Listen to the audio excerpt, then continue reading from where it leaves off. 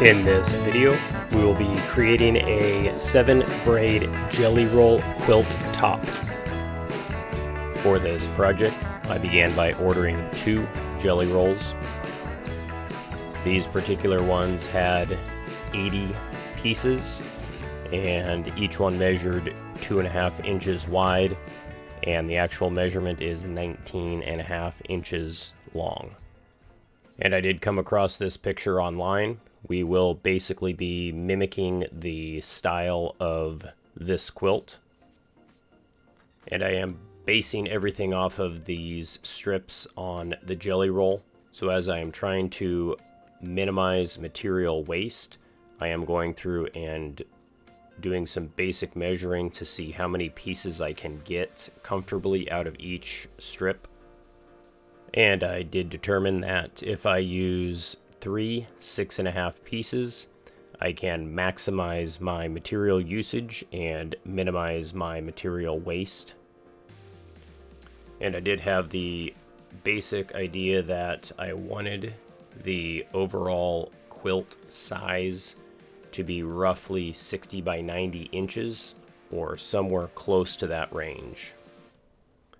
And my goal then is to map out each of these braids based on the cut measurements of the strips to see what will comfortably fit within a 60 by 90-ish size quilt. I will keep referencing back to the original picture and double checking some of the measurements just to get that design looking the way it should. And I will periodically go through and map out each of these pieces, as well as accounting for that 1/4 inch seam allowance. I'll throw a couple measurements on it just to verify that nothing has gone astray, and everything seems to be looking pretty good so far. And my main goal in doing this entire process, number one, is to get the design, but also is to get the sizing of each piece and the quantity of each piece that I need to be making.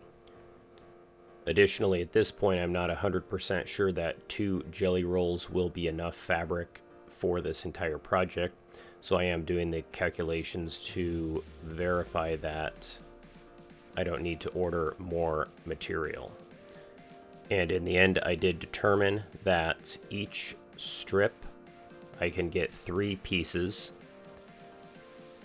I have 160 total strips, which will get me a total 480 pieces that are 6.5 inches long.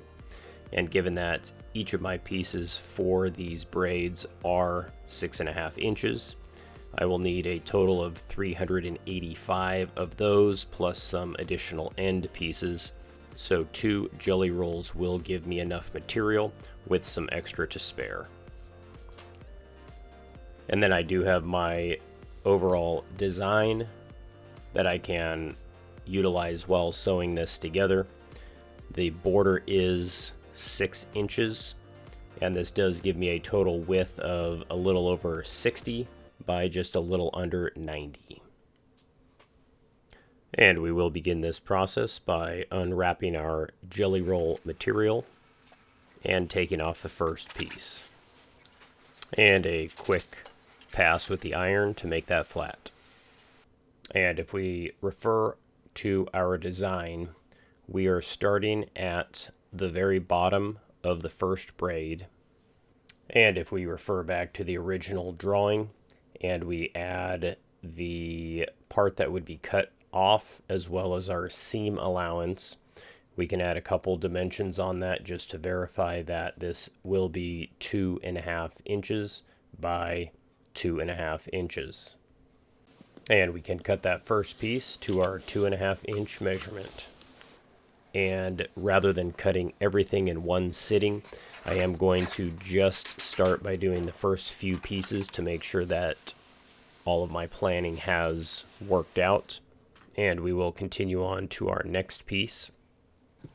And although these next couple pieces end up being just a little bit shorter, I am going to go ahead and cut these to my 6.5 inch measurement because all of the rest of these pieces end up being 6.5 inches. So just to simplify this process, we will cut and install these at that longer measurement, and then the excess will end up being cut off. And we can then position those in place and face the right sides together, followed by adding our seam.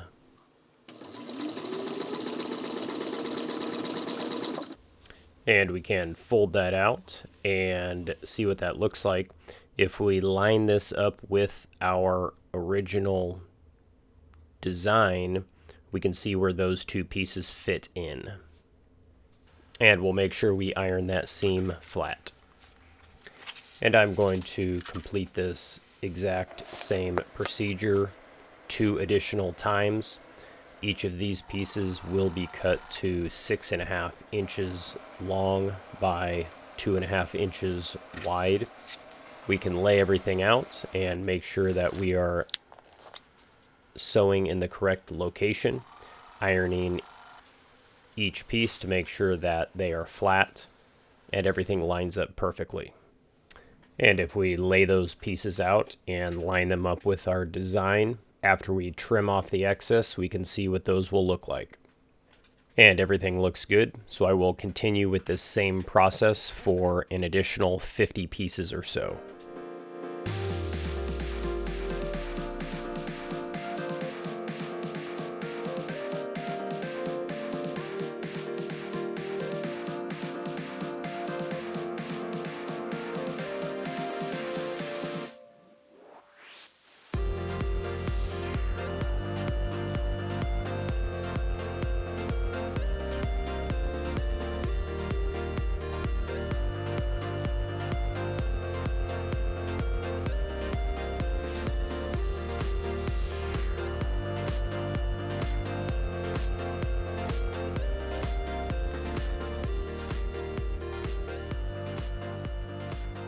My finished width of one braid is about 7 5/8 inches wide. Lengthwise, I am sitting at about 79 1/8 inches. If I take a look at my original drawing, lengthwise, I had calculated 77 3/4 inches, and widthwise, I had calculated 7 1/8 inches. And if we look at one of those braids and factor in our 1/4 inch seam allowance, lengthwise we are off by about 1 inch. And widthwise we are actually right on our correct measurement. So I think we can work with both of these numbers and continue moving forward. At this point, we can take a look at the second braid. This braid is a mirror image of the first one, so we need to take that into account as we lay out the starting of the second braid and then build off of it from there.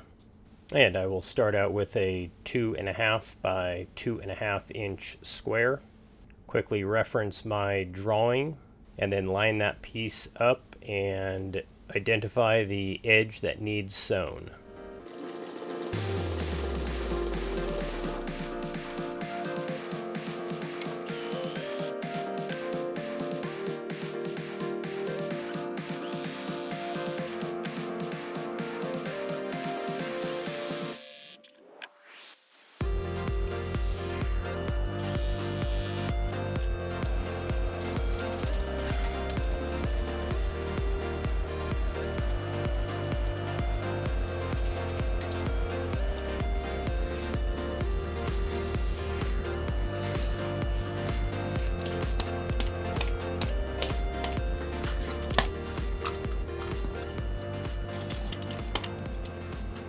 And with all 7 braids completed, I am going to just line these up just to see how well I did with all of my spacing and to get an overall visual appearance of what this project will look like.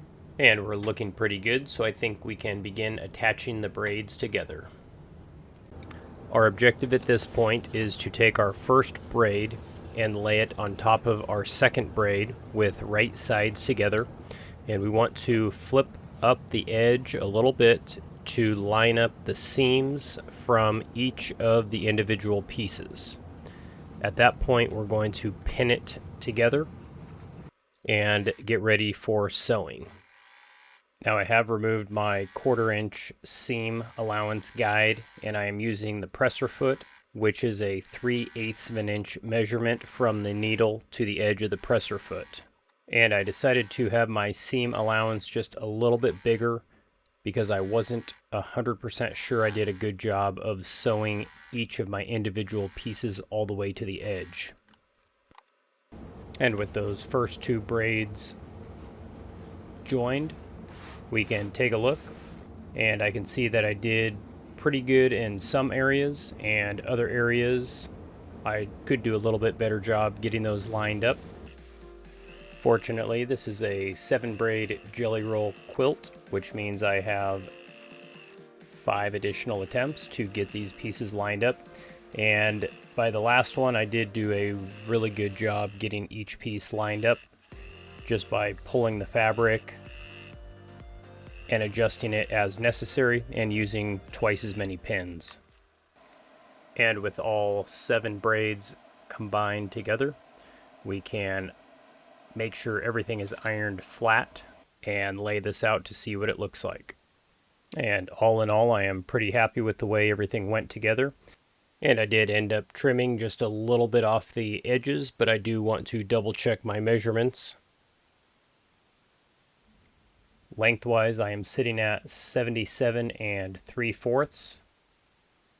And widthwise, I am sitting at about 49 3/8.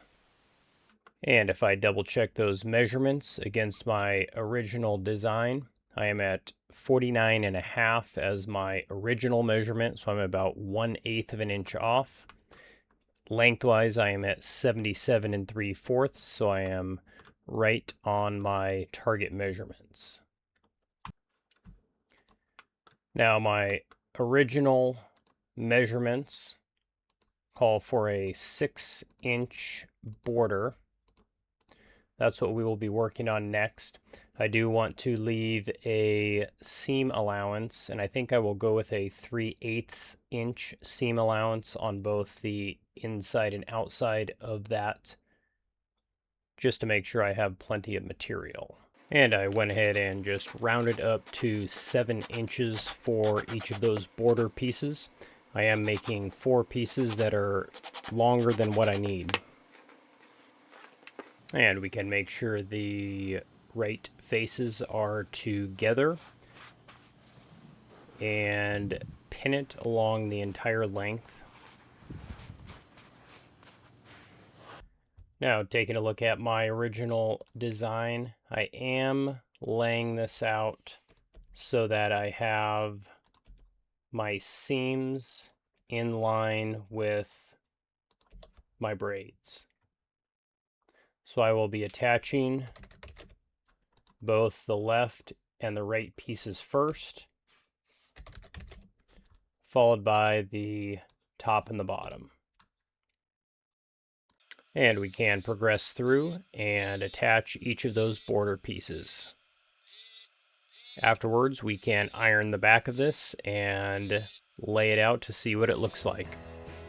Overall, I am pretty happy with the way it turned out. The areas that didn't line up perfectly are pretty much unnoticeable. So at this point, our quilt top is done, and we are ready to assemble the quilt sandwich.